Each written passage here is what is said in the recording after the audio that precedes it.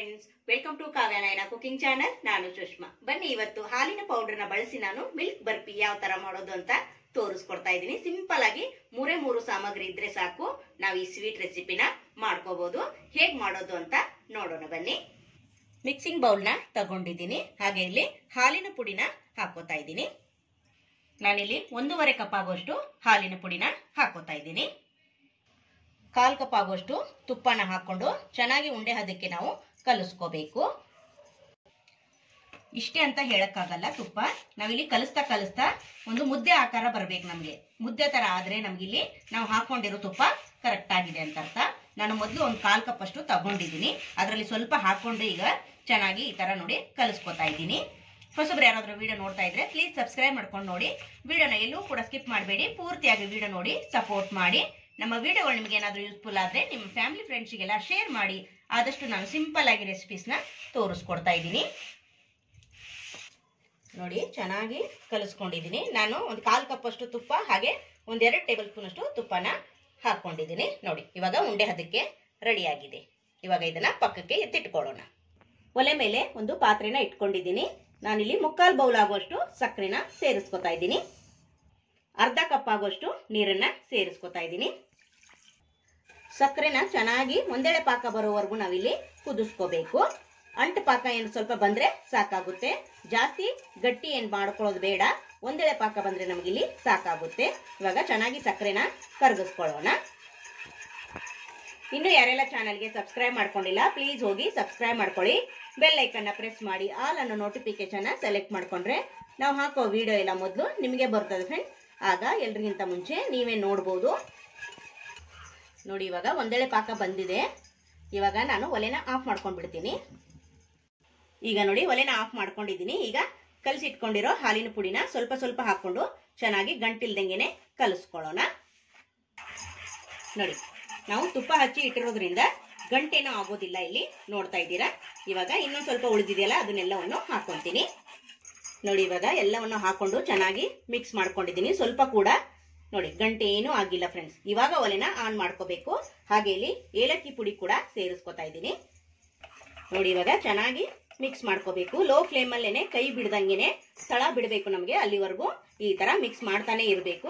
ಸ್ವಲ್ಪ ಕೂಡ ಕೈ ಬಿಡಬೇಡಿ, ತಳ ಅಂಟ್ಕೊಳ್ಳೋ ಸಾಧ್ಯತೆ ಇರುತ್ತೆ. ಅದಕ್ಕೋಸ್ಕರ ನೋಡ್ತಾ ಇದ್ದೀರಾ, ಒಂದು ಸ್ವಲ್ಪ ಕೂಡ ಹಾಲನ್ನ ಬಳಸಿಲ್ಲ ನಾನಿಲ್ಲಿ. ಹಾಲಿನ ಪೌಡರ್ ಅಲ್ಲೇನೆ ನಾನು ಇವತ್ತು ಮಿಲ್ಕ್ ಬರ್ಫಿನ ಮಾಡಿ ತೋರಿಸ್ತಾ ಇದ್ದೀನಿ. ನಿಮ್ಮ ಹತ್ರ ಯಾವ್ದು ಮಿಲ್ಕ್ ಪೌಡರ್ ಇದೆಯೋ ಅದನ್ನೇ ಬಳಸಿ. ಅಂಗನವಾಡಿಯಲ್ಲಿ ಸಿಗುತ್ತಲ್ವಾ, ಆ ಪೌಡರ್ ಕೂಡ ನೀವು ಮಿಲ್ಕ್ ಪೌಡರ್ನ ಬಳಸಬಹುದು. ಇವಾಗ ನೋಡಿ, ಚೆನ್ನಾಗಿ ನಾನು ಲೋ ಫ್ಲೇಮ್ ಅಲ್ಲೇನೆ ಮಿಕ್ಸ್ ಮಾಡ್ಕೊತಾನೆ ಇದ್ದೀನಿ. ನೋಡಿ ಫ್ರೆಂಡ್ಸ್, ತಳ ಕೂಡ ನೀಟಾಗಿ ಬಿಡ್ತಾ ಇದೆ. ನೋಡ್ತಾ ಇದ್ದೀರಾ. ನೋಡಿ, ಈ ತರ ಆಗ್ಬೇಕು. ಅಲ್ಲಿವರೆಗೂ ನಾವು ಲೋ ಫ್ಲೇಮ್ ಅಲ್ಲೇನೆ ಮಿಕ್ಸ್ ಮಾಡ್ಕೋಬೇಕು. ಇವಾಗ ಒಲೆನ ಆಫ್ ಮಾಡ್ಕೊಂಡ್ ಬಿಡ್ತೀನಿ. ಒಂದು ತಟ್ಟೆಗೆ ತುಪ್ಪ ಹಚ್ಚಿ ಇಟ್ಕೊಂಡಿದ್ದೀನಿ. ನೀವು ಬೌಲ್ಗಾದ್ರೂ ಹಾಕೋಬಹುದು, ಇಲ್ಲ ತಟ್ಟೆಗಾದ್ರೂ ಹಾಕೋಬಹುದು. ನೋಡಿ, ಇವಾಗ ತಟ್ಟೆಗೆ ಹಾಕೋತಾ ಇದ್ದೀನಿ. ನೋಡಿ,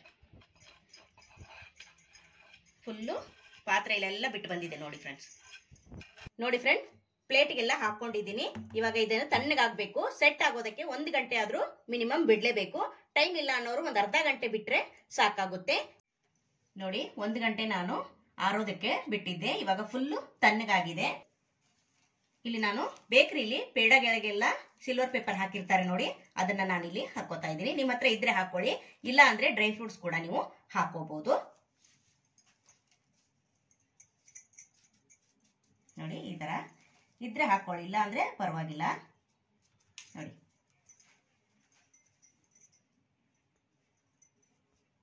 ಇವಾಗ ನಮ್ಗೆ ಯಾವ ಸೈಜ್ ಬೇಕೋ ಆ ಸೈಜ್ ಅಲ್ಲಿ ನಾವು ಈ ಬರ್ಫಿನ ಕಟ್ ಮಾಡ್ಕೊಳ್ಳೋಣ. ತುಂಬಾ ಅಂದ್ರೆ ತುಂಬಾ ಚೆನ್ನಾಗಿ ಬರುತ್ತೆ. ಬೇಕರಿಯಲ್ಲಿ ಅಷ್ಟು ರೇಟು ಕೊಟ್ಟು ತರೋದಕ್ಕಿಂತ ಸಿಂಪಲ್ ಆಗಿ 1 ಕಪ್ ಮಿಲ್ಕ್ ಪೌಡರ್ ಇದ್ರೆ ನಾವು ಬೇಕರಿ ತರಾನೇ ಸ್ವೀಟನ್ನ ಮನೇಲೆ ಮಾಡ್ಕೋಬಹುದು ಫ್ರೆಂಡ್ಸ್. ನೋಡಿ, ಇವಾಗ ಕಟ್ ಮಾಡ್ಕೊಂಡಿದ್ದೀನಿ. ಇವಾಗ ಒಂದು ಪೀಸ್ ತೆಗೆದು ನಿಮಗೆ ತೋರಿಸ್ಕೊಡ್ತೀನಿ.